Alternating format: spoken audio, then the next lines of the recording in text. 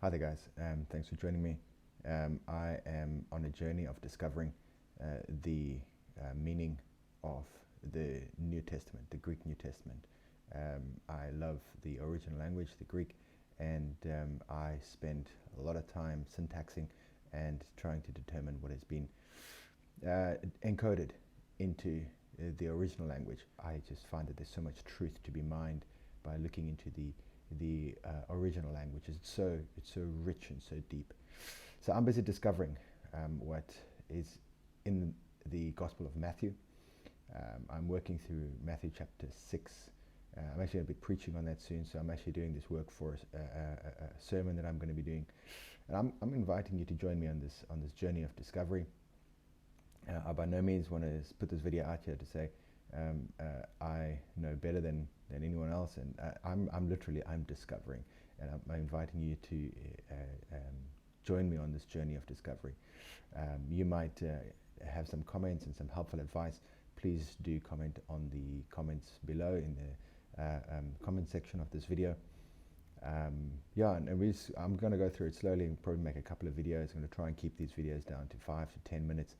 If it's helpful, just comment. If there's any suggestions you'd like to make, please go ahead and let me know. I'm currently using Inkscape as my syntaxing platform.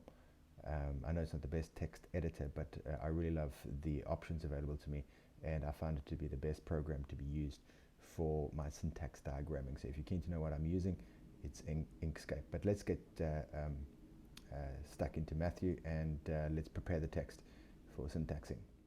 So I'm going to copy this Matthew chapter 6 verse 1 to 8 out of Logos and paste it here in Linkscape, and then I'm also going to go and fetch.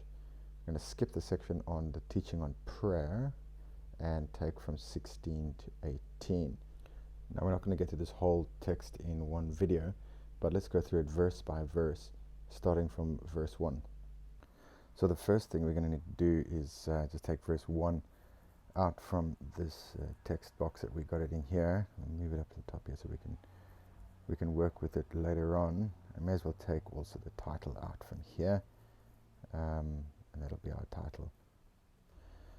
Now let's take verse 1 and break it up into its parts. So break it up at the punctuation or conjunctions. Initially the punctuation is the first thing that stands out, but also the prepositions help us to find where to break up these clauses and phrases. Alright, next let's identify the verbs. Prosechete is an imperative verb. Let's make it green. And next verb is poiein. Poiein is an infinitive. I make that red, no bolding. And let's move on. There is another verb here, theathnai. Theathnai. Theathnai is also a infinitive verb. Echete. Echete is a indicative verb. Make it red and bold. And that seems to be our verbs for this verse. And this is what I love about Inkscape. Here we're going to just convert this text into from a path into an object. We're going to path, select stroke to path, and always just goes also object to path as well. And then ungroup everything.